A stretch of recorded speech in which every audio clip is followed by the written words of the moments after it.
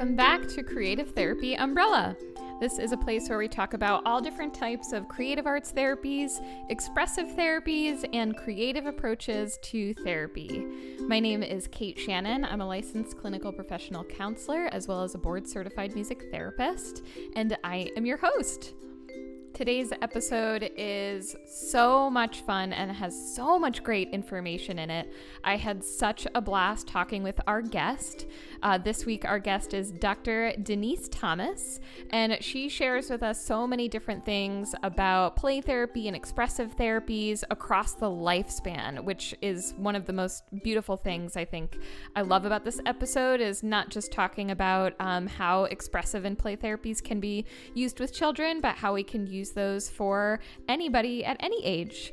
And so Dr. Denis Thomas, she is a professor in mental health counseling and play therapy. She is the past faculty director of the Center for Play Therapy and Expressive Arts. She hosts two podcasts, Play Therapy Across the Lifespan, which is amazing and one of my favorite podcasts.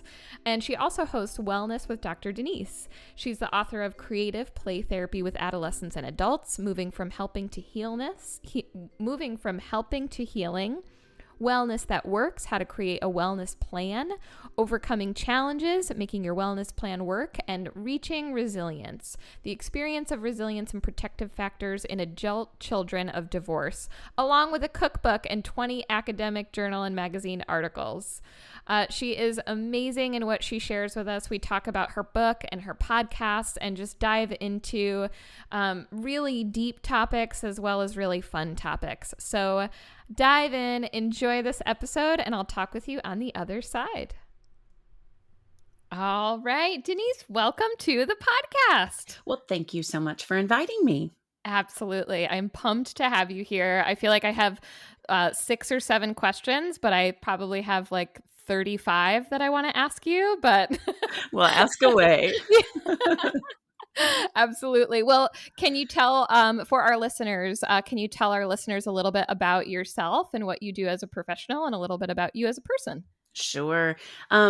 So I started my counseling career many years ago as an elementary school counselor. So that was kind of my beginning, and just working with kids.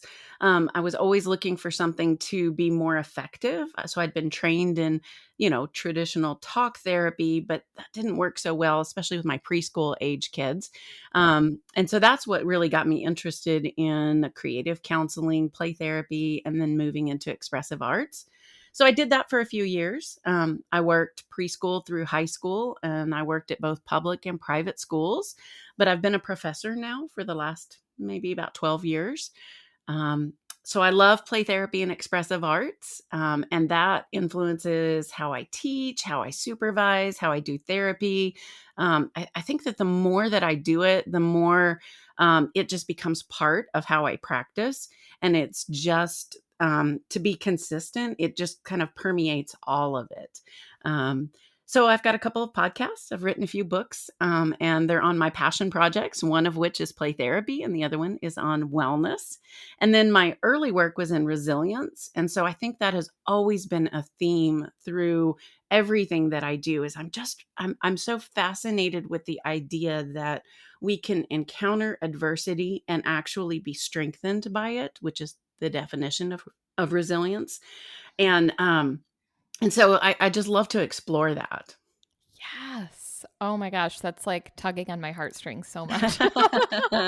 Resilience of just that, the positive psychology kind of piece of that, of creative resiliency is always just something I'm fascinated by, of like how creativity, expression in itself can like build us up and, be one of those things that can help us navigate through adverse things and help us move through stuff. It's fascinating. Yeah, not just navigate through it, but to actually be strengthened by it, to come out in some ways better. And it doesn't mean that the adversity is not hard, and it doesn't mean that you don't wish that it hadn't happened, but it does mean that there's kind of a gratitude in how it's grown and developed you. And when I can watch that with clients, I can watch that process happen. It's what makes the work that I do so meaningful. Yeah, Yes. Oh my gosh, yes, that there is like a hidden gem in those experiences of like, well, I wouldn't have this if I didn't go through this and come out on the other side. There was something in there that I can take from it, and it's a beautiful thing to have, even though it's a really Mhm. difficult and, can be very painful processes, Yeah. but there's a gem sometimes in there that we can grasp from it. Yeah, really hard-won wisdom that comes from it. Yes, yes. Mhm. Oh, I love that. That's awesome. Well, you mentioned your a couple podcasts and books, and on your podcast, I'm a huge fan of your podcast, Play Therapy Across the Lifespan. Well, thank you. Yes, it's so wonderful. I was just listening to it earlier, the one on themes, the season on themes, which is so fun. But you dive into so many topics on that podcast. And you have a series dedicated to the expressive arts in play therapy, like you had mentioned too. Can you explain to us a little bit about what that looks like, of how expressive arts within play therapy, how they kind of go together, and maybe give us some examples of the different artistic mediums within that? Absolutely. Yeah. So this summer is going to be the sixth season of the podcast. And sadly, it's actually my farewell season as well. But Mm-hmm. season two, I think, is the one that you're referring to. And it is Yes. dedicated to exploring the expressive arts. And so there's 7 different episodes that explore each of the 7 expressive arts. And so in one episode, we cover art. In one, we cover movement and dance and drama and expressive writing. Let's see, music, photography, and then using sand in therapy. And so each of those expressive arts, the way that I do it is very much through the lens of play therapy. So I am not a credentialed art therapist or music therapist or any of these others, but I pull from the techniques of them, and I do it through that play therapy lens. Is kind of the way that I approach it. And so the expressive arts in a lot of ways become the toys that we use. And it allows clients to use like both parts of their brain to come to a place of healing. And so, I mentioned earlier that I was trained in traditional talk therapy, and so I learned how to ask questions well, to really work on those open-ended questions. And as I advanced in my skills, I became a little better at reflection. But all of that requires verbal ability and a cognitive capacity to be able to articulate and formulate thoughts and ideas around experiences. And sometimes that can work really well, but sometimes it doesn't. And when we're talking about things like trauma and really just big emotions, difficult emotions, it's really hard to wrap words around them. And so what I love about the expressive arts is it gives us a language that doesn't rely on words. So it pulls us over into that right brain side, where we can experience it again in an environment of safety, process it and work through it. And then, in the way that I do it, we kind of move back to the left brain, and then we will wrap words around it and do a verbal processing. And so you get both sides of the brain involved. And by going back and forth, there's actually a physical healing that happens in the brain, as the client is experiencing emotional healing. And for me, that's really, really exciting because I say often, I didn't get into this work to put band-aids on wounds. I came into this work because I wanted to do healing work. I want to get in and I want to do the really deep, really hard work, but I want it to be worthwhile. I want the client to experience a transformation through that work. Yes. Oh, that's such a beautiful saying of that, not to put band-aids on wounds, but to Mhm, actually, be a part of that healing process. mhm. What you said with the back and forth, that I think that's fascinating to hear about how, in expressive work, creative arts, we're kind of always in that one other side of the brain and what we're doing and expressing. Can you kind of paint a picture of what that might look like in a session of, if you're hanging out doing the expressive piece, but then you kind of bring it back to the left side, and then what that process might look like in a session? Yeah, absolutely. So I first heard that concept from Dr. Linda Homeyer, who has written and teaches on sand tray therapy. And the idea is that, like, as you are going back and forth across the hemispheres of the brain, you're actually creating new neural pathways across the corpus callosum, and so that's kind of what is happening there. And the way that I conceptualize how this works is it is through this really interesting therapeutic process. And so, you begin when you're working with a client with this warm up phase, where you're building rapport and you're building trust and you're building safety and you're building an environment that can hold the therapeutic work that you are doing. And that's absolutely essential. It's got to be the first phase, and it's got to be done really well, because the rest of it can't really happen at any level of depth if there's not that safety and that healthy rapport. The next stage then is what I call the creation stage. And so in that stage, whether it's music, like you do, or sand, or any of these other expressive arts, there's something that is created. And what that creation is doing is it's basically taking what is happening internally and it's putting it in some sort of an external form that you as the clinician can see and the client can see it. And so you get this like third person perspective of the creation. And then you can work on it and you can make changes in it. And as the client is able to make changes in that creation, then that often reflects what is happening internally, so the internal change that's happening. And then what follows that, at least in my work, what I've observed is when you're really doing that deep work, there's often a pretty intense emotional expression that happens.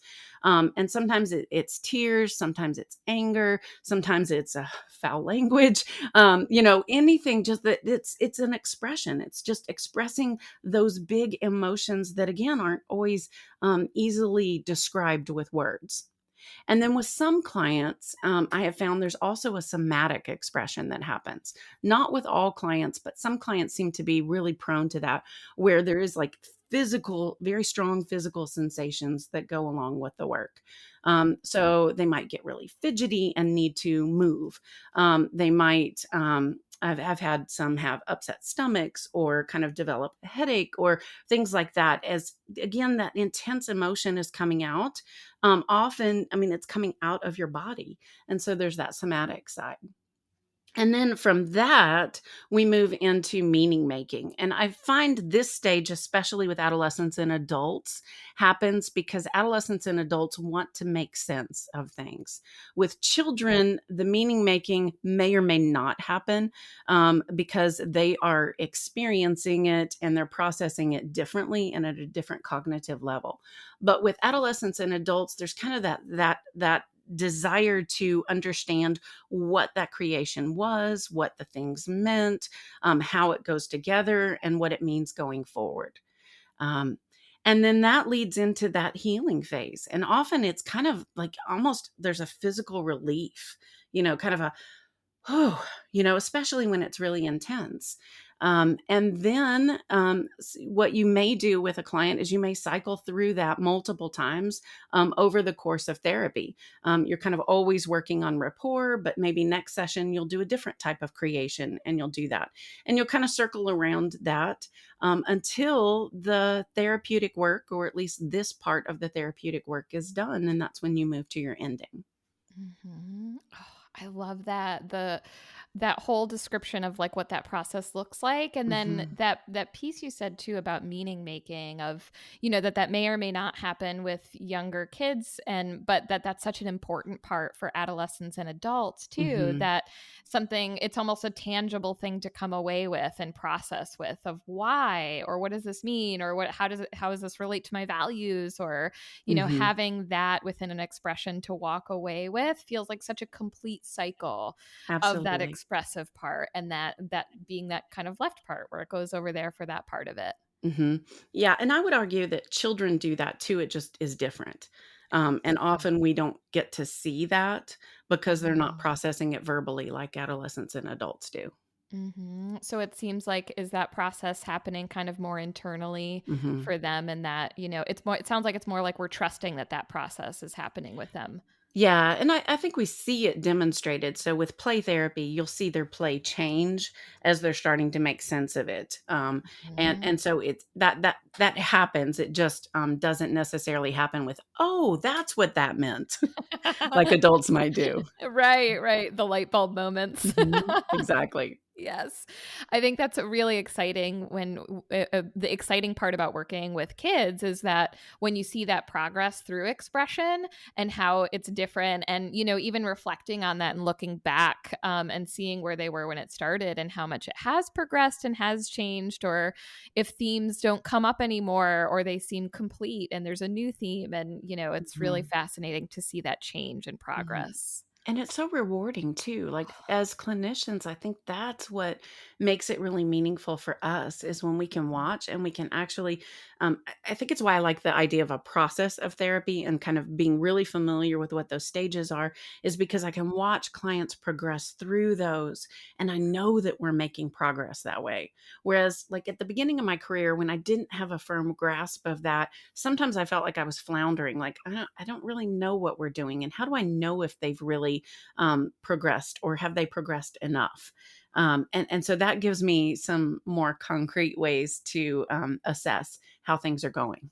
Yeah, you have it's like mile markers, Hmm. of like, okay, I know where I am. It can help, I think, as a therapist, feel grounded in Hmm. that, just grasping at straws or just that, case conceptualization in a way of like, okay, this is where we are, this is what's next, and how we could kind of move forward through it. Yeah, and I really like that word grounding because I think that Mhm. as the clinician, as the therapist, when I am grounded in it, when I am confident because I know what's going on, that when it is difficult for the client, like during that emotional expression or whatever, I know that we are about to bump up against a breakthrough. And so for me, like I get really excited and I'm like, okay, here it comes, and I can be confident in how that's going to go. Whereas for the client, that is terrifying, that it feels really out of control and it feels like maybe too much.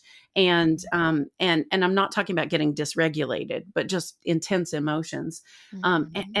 And when they are in that place, if I can be really grounded in knowing what's going to happen next or having a sense of how it typically progresses, it Mhm. gives me the capacity to really hold that pain for them in a way that gives them the confidence to step into it because it's hard. It's really Yeah. hard work. Yes, and so brave. The Mhm. bravery, the courage that it takes to go in that, and Yeah. thankfully with creating a foundation of safety, that Mhm. feels more doable, but it takes so much to go into that for Uh, especially for kids. yes. Yeah. Yeah. Yeah. Yes. And Oh, I love for that. all of us, I think, Yes. those big emotions, we're often told they're not okay. And so Mhm. to share those with another person, you're right, bravery is just a good word for that. It's very courageous for clients to step into that. Yes, yes, definitely. Oh, I love that with that process. How Mhm. important for us to have that in the back of our mind through our work so that we can help in the moment and long term when we're writing our notes, Mhm, even, you mhm. know? Yeah, yeah, Yeah. absolutely helps with that. Yeah. Helps with that conceptualization that you mentioned earlier. Yeah. Absolutely. Yes. So you've touched on this actually a couple times throughout this as we were talking, that you're not just passionate about play therapy for kids, but Mhm, also for teens and adults. mhm.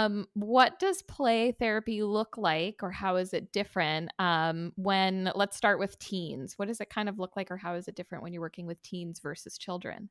Yeah, so in a lot of ways it's really similar. And by that I mean I'm grounded in the same theoretical approach. I am very client-centered in the way that I do my work.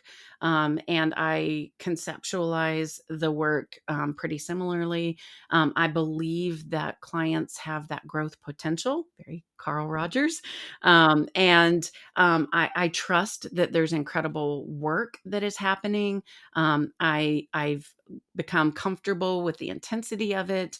It's client led. And so, in that way, in those ways, it's really similar whether I'm working with a child or a teen or an adult, that there's still that same process. I really believe that the client is in there and that they are going to do the work that they need to do and that they're ready to do. And I trust them with that. But it's also really different. Um, So while children may be up and moving around the room, teens and adults tend to be much more stationary. They usually stay in their chairs unless I suggest to them that they can get up and go get the supplies or something like that. We kind of follow those more social norms of, this is what you do in therapy. You sit in a chair and you talk. There tends to be, as I mentioned earlier, a lot more verbal processing that happens after the creation, whereas with children, they don't have that need to do that verbal understanding part.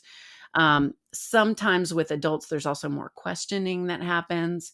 Adults and teens may be more cautious starting. So teens, of course, just by nature of where they are developmentally, they're very concerned about what other people think of them, and so they're concerned about what you as their therapist are thinking of them, and so they don't want to do it wrong. And for a lot of us, that follows us into adulthood, right? We tend to be perfectionists, and so we want to make sure we're following the rules, but we don't know what the rules are. Whereas children don't, some children may be more wired like that, but some children will just kind of jump in and not have that need to ask permission. So that's a pretty significant way that it looks different. Yes, absolutely. And that it's interesting. I work with adults, teens, and kids, and how even just starting, or often I'll feel like teens or adults will be like, oh, I'm not quite sure about that thing yet. Or, I maybe 3, 4 sessions in, and then they're like, okay, I think I'm ready to kind of explore that. But Mhm. kids so often just come in and beeline it for the Like, thing that they want. okay. Yep. Yeah. Ooh, you have that? Wonderful. I want to Yes. do it. Yes, yes. Yeah, occasionally there Mhm. are those that are really cautious. I often tell the story. I have 3 kids, and they're 3 really different kids. And one of my children, we jokingly call the police officer because he's always got to know what the law is, and he's got to hold the law up. Um, and so he would be the one that, if he were to walk into a playroom, he would very cautiously be assessing everything that's there. He would be trying to understand the culture of the playroom, and he would he would ask permission before he touched anything, because he would, want to know that it was okay. Well, he has a twin, and his twin brother is just the opposite. Like, he would walk in and just assume he owned the place, and he would immediately start interacting with toys, and he would just assume that you put all those toys there just for him, and so there wouldn't be any sense of that, kind of following the rules or anything like that. And so, we just understand that about our clients too, is that they're wired a little bit differently. So Mhm. we, again, I'm client led. And so Yes. I let them kind of assess the situation in whatever way they need to, and then interact in the way that's comfortable for them. Yes, yes, in letting them lead that of like, and Mhm. I think like you mentioned before, there's so much trust in that process too. And I'm curious if this happens too for you of like, especially when you're in a client-led situation. And I know people have written in about this too, but there's trust in that the client will kind of lead to where they need to go and what they need to work through. But when if a child or a teen or an adult comes in with like a very specific problem of maybe something like a phobia or OCD or something that's very, very specific. How do you go about sharing that with adults or with the parents of, like this is client led, but we'll kind of get there? What does that process look like? So I think it comes from having some professional language to put around it. Hmm. So, I there's one of my former students had this really great Instagram post, which went something like, "What happened in session? Played the floor is lava," and then what I put in my case notes, and it was, we worked on assertiveness skills and that kind of thing, and it's really all in kind of how you couch the language around it. We as professionals, we know that this work is therapeutic. We know that it's not just playing with Legos or playing on an instrument or, playing in the sand, that the work actually has meaning. And so when I talk to adults, I like to do that. And you mentioned the season that was on themes. That's often a way that I like to describe what is happening with adults, so that adults understand that this is therapeutic work. It's not just play, which is might be what they hear from their child when they go home. Um, but at the same time, that I can also explain how we're progressing and how it's going, and give a bit of confidentiality to the way that the client is playing, because I feel like that's a really important part of it as well. I want to keep parents informed. I'm a parent. I would want to know what my children were doing. And so I'm certainly understanding of that aspect. But I Mhm. also think that within the session, that the child needs to know that whatever they need to express is safe in that environment, even if it might show a parent or other person in a negative light. That space is like truly safe. It's safe to Mhm. explore all of those things. Mhm. And that feels like that's where that non-judgmental, unconditional positive regard stuff is coming in, of like everything is safe to share and explore here. Yeah, most definitely. And you were asking about the difference with teens. Mm. I mentioned that my theory is the same, and that is an essential part of it as well, is creating those three core conditions. So that empathy, that genuineness, that unconditional positive regard, that expressing that belief to clients that I believe that they can grow, that they can heal from this, because sometimes clients need me to do that before they can do that. Mhm. And just that safety and being trustworthy as the clinician, all of that is just so essential. Yes. Yeah. It feels like just the foundation of, if Mhm. that's not there, it's a house of cards in Mhm. where it could go and land. And, nobody wants to explore if your foundation is really wobbly. Yeah, well, and it could be dangerous. Some Yes. of our clients come in and they have experienced what an untrustworthy person can do. And Mhm. so if we can't be trustworthy, they can't do that work, nor Mhm. should they with us, because they can't trust us. Yeah, it's absolutely essential. And I think actually there was one of your episodes, it's like coming to my mind now too, where it might have been one of the theme ones, and that the safety is one of those themes that you kind of are always revisiting and always Mhm. making sure that safety and that, that kind of that trust is there. And it's not Mhm. something to like only think about in the first 3 sessions of rapport building, but it's always a part of what we're doing. It's always there. Yeah. And, like again, when you're expressing big emotions to another human being, you need to know that they can handle that. And if there's any doubt that that other person can handle that, Mhm. then for some clients, they will pull back.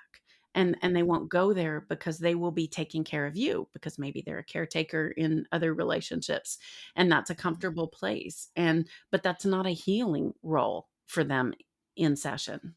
Yes, yes. And so does it feel like that too, even with adults, that coming back to that safety and, but and with that exploring or checking back in, even if it's more maybe in a verbal way or in that kind of switching way, that feels like it's an important part there as well. Yeah, it's critically essential, I think. And you're Mhm. right, it's ongoing. And so at any point, if I start to get any, nonverbal cues or just an intuitive sense that the client maybe is having trouble trusting me, or maybe not even it may not even be about me.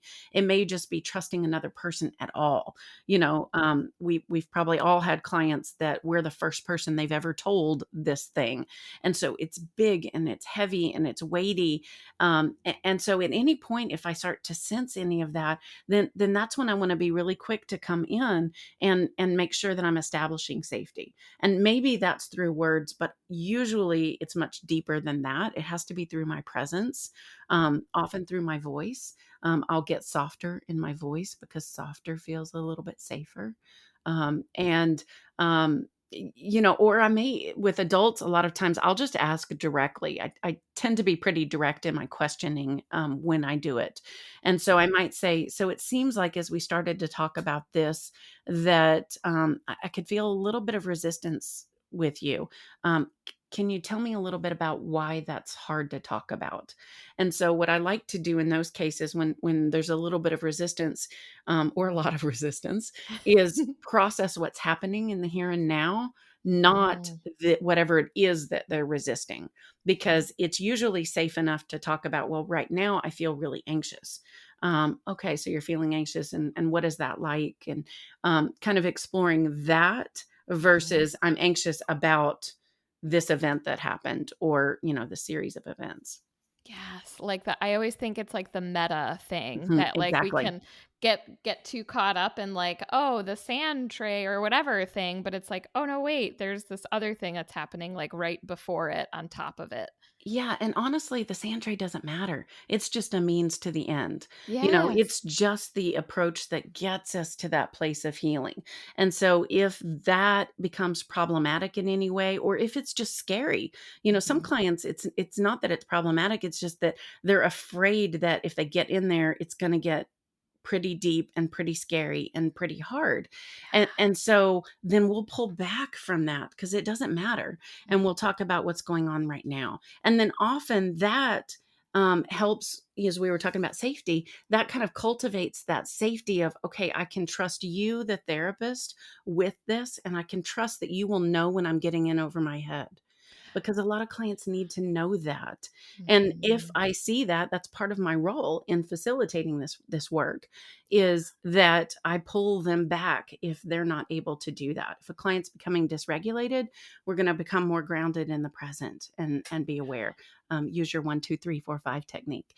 Um, Yes. those kinds of things. Yeah. Yeah, I love that that I feel like that paints just such a beautiful picture of that trust of like when somebody else can literally feel, see, they know you so well or they're holding that space so well that they feel and know when you've got something comes up, anxiety, frustration, whatever, and Hmm. they're like, "Hey, wait a second. What's going on right now? Like forget this other thing, but that connection feels so Hmm. powerful when like you can feel that on the other side Hmm. too of just like okay, that trust is immediately there. You can be seen and heard. Yes, And for some validated. people, that may be the only time they feel seen and heard. Yeah. And Mhm. for those of your listeners that may be more beginning clinicians, that may sound really scary. Like, how in the world do I know that? How do I become so in tune with a client to do that? And what Mhm. I would say is, again, you take your cues from the client. A lot of times I don't know what is going on with the client. I'm just picking up that there's something that I'm calling resistance. There's something that's kind of pushing back against the work. And so I don't have to know. I'm not a detective. That part isn't my job. My job is just to walk the client through the process. Um, it's their work, and they know what's going on at some level. And because I trust that, I can just trust that I can ask them and say, so what's going on with you right now? And maybe we process that with somatic expression. So maybe if they're having trouble with the emotional vocabulary, I just say, what's going on with your body right now? Okay, well, your stomach's clenching, as an example. Well, what does stomach clenching, what does that feel like? And as they describe it to me, it often helps me to understand what what the emotion is that's behind that. Or at Mhm. some point, it helps them to understand it. Yes, yes. I love that emphasis on like it's not about having the answers. Like it's just Mhm. about us saying I feel like the one that I always it's like one of my go-tos is like I wonder what's happening right now. Like I noticed or I wonder, I don't know, Mhm. but I'm just noticing and I'm wondering, which feels so like you don't have to have the answer. Mhm. It's just like, hey, this is something. Let's pay Yeah. attention to this and dive into it. And I think it's freeing as the therapist to not have all that expectation of having all the answers. Mhm. Once I kind of embraced that and went, you know what? I don't know it all. And that's really okay. I actually was better in my work Yeah. because I could let the client be the expert on themselves, Mhm. which is honestly for most is more therapeutic Mhm. than for me just to give them the answers. Yes, yes. Oh, for sure. Even the clients who are like, "Just tell me." Like, Right. well. Right. And I love I wonder statements. So, I'm wondering why you need me to have your answers. Yep. I'm noticing you ask me that a lot. Uh-huh, uh-huh. Oh Exactly. my gosh, yes, I love that. Um, Yes. well, with, talking about this too, I love how we've had kind of all this visualization of what this looks like with kids and with, teens and with adults. You have a book, and you mentioned this too on the front end called Creative Play Therapy for Adults, for Adolescents and Adults. What would readers expect in kind of going through this book, or what kind of therapist would benefit from getting this kind of a resource? Yes. So I really wrote this book kind of as an outpouring of my teaching, that I wanted to put all the things that I teach in a book form, because I often get lots and lots of questions. And so my approach to this was, if we sat down for coffee and you ask me about play therapy, this is what I'd want to tell you about what it's like across the lifespan. And so that's really the approach of the book. And so chapter 2 is all about what we're talking about today. It's really, I explain how expressive arts help us to externalize internal emotions.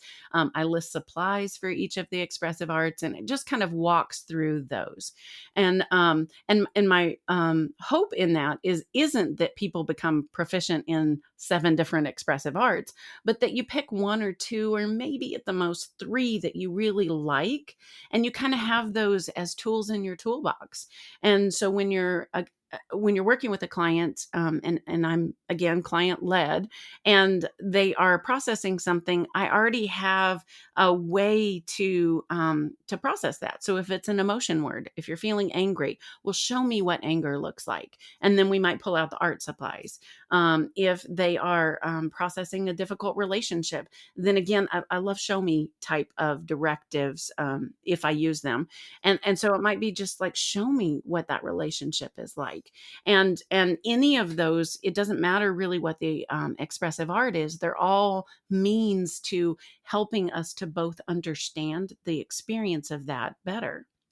And so that's really what it's about. Part 2 goes through my conceptualization of how the therapeutic process works. And so that's the 7 stages that I already outlined: the warm up, the creation, the emotional expression, somatic expression, meaning making, healing, and then the ending of the Yeah. relationship. And then the third part is just a few chapters on some specific issues, like resistance and spirituality, and doing that.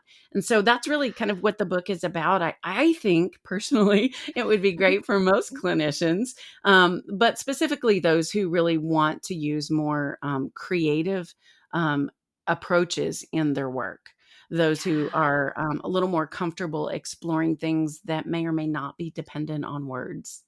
Yes. And so I think like I agree, and I'm probably biased because I like creative stuff. But Yes, me too. I feel like that, the chances that you're going to have someone come in your door that, child, adolescent, adult, whoever, that could benefit so much from having like one of those tools in your Mhm, toolbox. Even like you said, if it's just like you might have some extra art supplies, of mhm. doing an art check-in, or, some kind of thing that could just open that door or be that tool in your toolbox. What a beautiful thing for any therapist to have. Absolutely. Yeah. And I would encourage people, if they're just starting out, just to experiment and just see.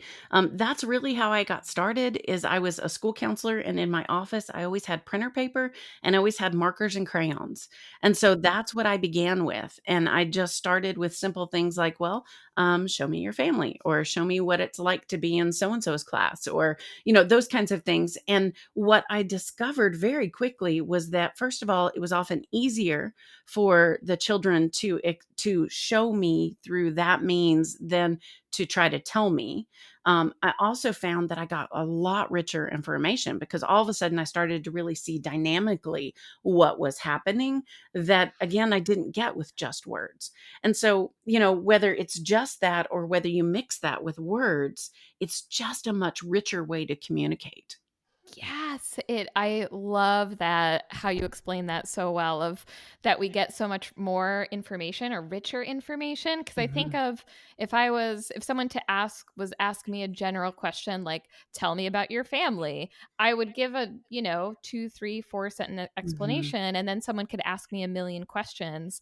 But mhm, if you said show me, and then you can look at the space between people, and you can mhm. look at what, oh, if someone is represented as different animals or different things. And there's so much information in a visual expression or some other creative expression that you can kind of like, oh, this is an interesting thing to maybe dig Mhm. into, or like, I'm seeing something, I wonder what this is. Yeah. There's so much information there. And it helps you to be more specific in those follow-up questions because you have more information. Yeah, and Hmm. I think it's helpful. And another thing that I've observed is that, especially with, some of the, maybe like young adult or adult clients, is that they have become really proficient at talking around problems without really getting to them. And so by using some sort of an expressive technique, it cuts through that. All of a sudden, the big vocabulary or the deflecting questions and all that, like those things that they're pretty proficient in, and that honestly have probably served a really good purpose for them, but they're not helpful in therapy. Like they don't have that anymore, and so we're able to kind of process things a lot deeper and a lot more real. Yeah.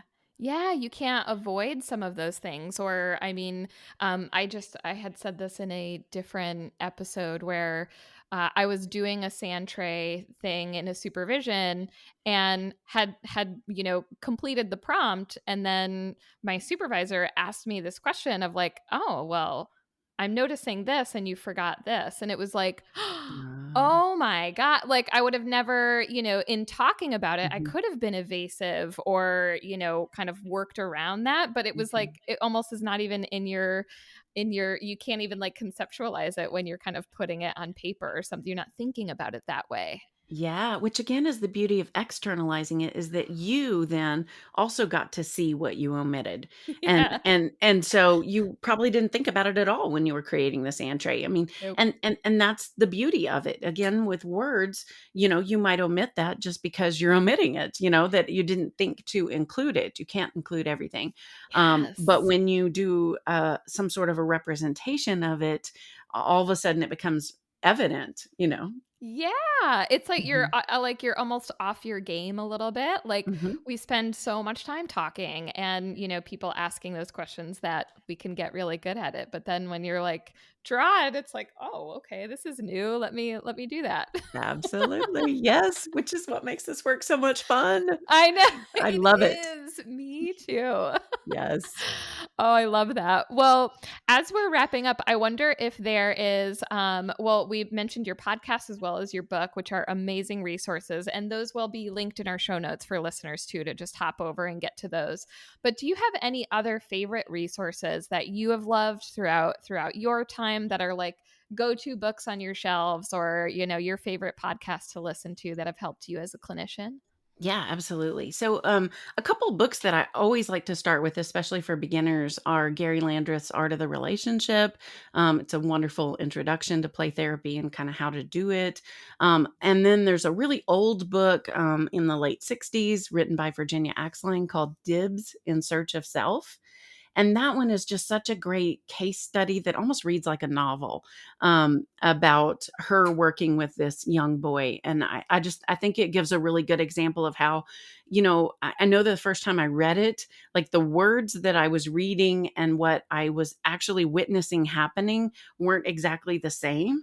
And so there was a bit of confusion there for me of like how do you just kind of repeat what he's saying and get there? And yet there's an art to what's happening.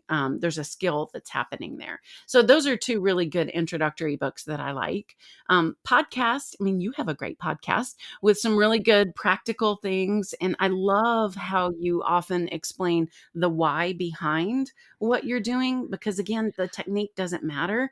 It's the reason that you're using it. And so Mhm. I think you offer lots of good practical things. I'm obviously a fan of practical, really easy to use kinds of things there. I'm Same. a teacher.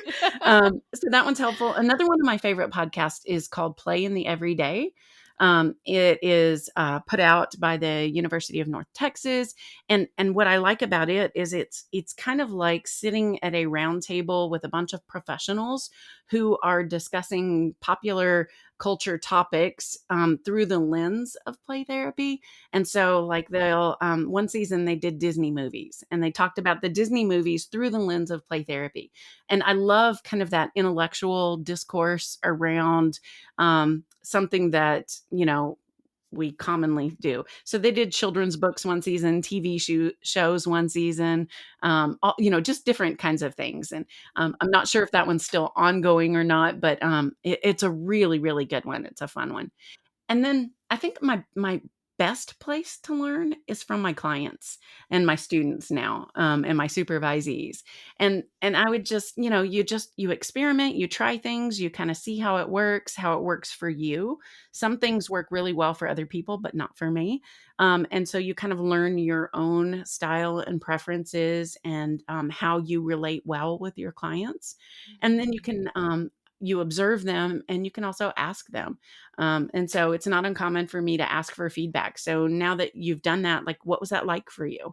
And what seemed to really work about that for you? And then that helps me to learn and grow.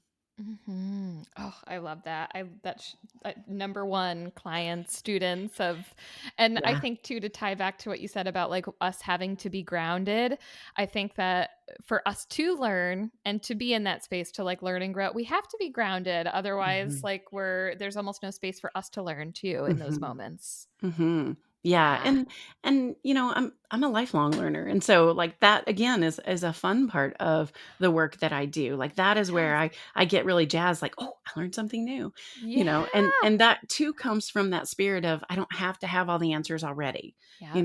that I get to learn, and I get to be better next year, and I get to know a little bit more, and I get to try new things because, I don't wanna be static and just doing Oh, relying on the old stuff. yes, you get to always learn, which is just Mhm. so exciting. Yes, yes, Yes, I yes. agree. I love that. Well, for our listeners too, who if they want to reach out to you, if they want to follow you or get a hold of you, what is the best way for them to get in contact with you? So I have a website, that is my name, denisThomas.com, but my name does not have an E at the end. Thank you, Mhm. parents. So it's spelled like the Europeans spell Dennis. So it's DENIS. Mhm. THOMAS.com. And you can find me on Instagram and Facebook by searching for that as well. The two podcasts that I have, the first one is Play Therapy Across the Lifespan, which is the one we've been talking about today. Yeah. At the beginning of the year, I started a new podcast on my other passion project, which is wellness with counselors. And so that podcast is Wellness with Dr. Denise. Again, Denise does Awesome. not have an E. Awesome. I will make sure to link to all of that, your website, Instagram, and both of those podcasts too, so people can go in and click them. And the wellness one sounds awesome too. I'm excited to dig into because we all need it. As Well, therapists, we need it. it really stems out of this kind of work is because if you're Mhm. gonna do this kind of intensive work, this healing work with clients, it's heavy and it's hard. While it's very rewarding and fun, it's Mhm. also difficult work. I Yeah. mean, you get to the really, really hard things. And so as clinicians, we've got to have ways to take care of ourselves. And because we're helpers, we tend to help everybody else in our sphere before we take care of ourselves. And that's a Mhm. great quality. It's why we're good clinicians, but it also takes its toll on us. Yes. So, Oh, absolutely. And if we don't pay attention or have it in the forefront, it's mhm, so easy to just let it. So we get busy and it falls off the calendar and, mhm. we're not present about it. And it's just a must. Yeah, and I've learned that, whenever I am teaching students that, everyone can easily agree that we need to address our wellness, but when we talk about practically how to do that, that often that's more difficult. Like, is it a day at the spa? Because I Hmm. can't do that today. Is it a Hmm. week at the beach? That would be lovely, but I can't do that today either. And so, Hmm. how do I take care of myself right now when I have 4 minutes until my next client, but the last client was really hard? Yes, yes. I love that the micro Mhm, moments, those like, because that's usually what many of us have of, if you have a jam-packed schedule one day and it's like, how am I gonna, how do mhm, I do this in 4 minutes? Like mhm. it's almost adds pressure unless you have something to keep you grounded or something to go to of like, oh, this is my thing I do in these moments. Yeah, yeah, Yeah. and often just a little bit of thought beforehand Mm. to prepare yourself makes it a lot easier. Yes. Yeah. Yeah. Oh, But that's that might be a awesome. whole different podcast. I I could talk know. forever on that. Next time you're on, we'll do wellness. I love that Yay! topic. Yes. And creativity in it. Yes. Well, and that's my bias too, but I think that those of Yeah. us that use creativity in our work, that we also can use a lot of that same stuff in our own wellness. Yes. Maybe, we sketch in a journal because it kind of gets it out, but it doesn't require words. We have those tools. I love to use a sand tray at the end of my day Me too. for my own stuff, where I put everything from all my clients, but also whatever's happening in my own life goes in the sand tray, and it's all mixed together. But that's a way for me to process it and then leave it at work. Absolutely. Oh, I love that. Oh, Yeah. yeah. I'm getting really excited now. We're going to absolutely have to do another episode Let's do about it. that. Let's do it. Yes, yes. Future episode coming up. All right. Well, this has been so lovely, Denise. I can't thank you enough for just coming on and sharing all of your expertise, and just thank you for being here and sharing this with our listeners. Well, I am honored to be included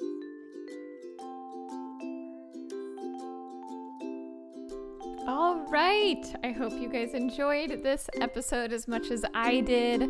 I can't recommend Denise's podcast, Play Therapy Across the Lifespan, enough. It's so well laid out, and so many tangible things I feel like I take away from those episodes. So definitely go take a listen to that. The link is in the show notes, as well as the wellness podcast that she also hosts. I'm really excited to dig into that, and the future episode that we're going to have to do on that as well, which will be a blast. Wellness for us is also just so important, wellness in general, and as therapists, we do have to take care of ourselves, which is hard and oddly, I think a lot of times not in our nature. But I'm speaking for myself in that way, but I think there's some other therapists that resonates with too. So self-care is so important, and I hope that listening to this fills your cup with self-care. If it gives you energy, whatever it does for you, I hope that it gets to fill your cup in some way when you do dive into these episodes. So again, always feel free to reach out and let us know if you have any feedback, questions, comments, anything you'd like to share, people that you want to suggest to be on, what you'd like to hear more of. I'm an open book, and I love talking with listeners. And listeners, I hope you know that you get to have some control in what happens over here on the podcast, of what you want more of and who you'd love to hear from, and any feedback that you have. I really like to create things that are helpful and that people find useful, and that revolve around the topic of creativity. But feel free to reach out and let me know your thoughts. You can do that. Email kate@creativetherapyumbrella.com, or there is an anonymous survey in the show notes as well where you can do that too. So whatever way you would like to do that, I'm here to listen on the other side. Sending you lots of warm thoughts, maybe some cool thoughts as well. We're in summer, kicking it off. Hope that things are going well for you. Thank you so much for being a listener. If you do have a minute and can subscribe, rate, and review, that helps us so much. It helps us continue in creating free content and free information. So when you can do that, you're really giving back to us as well. So we can keep putting out this content. So if you get a minute and can do that, that would be wonderful. Otherwise, enjoy the rest of your morning, day, afternoon, evening, and of course, be creative.